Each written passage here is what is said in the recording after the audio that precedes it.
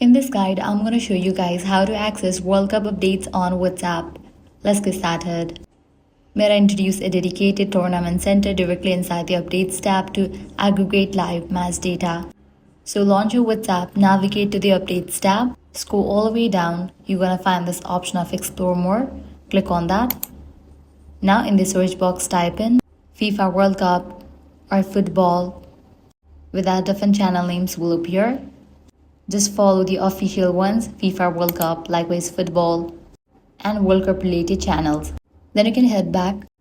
Now open any of the channel. You're gonna find all the match updates, match day counts, scoreboard highlights, and tournament standings.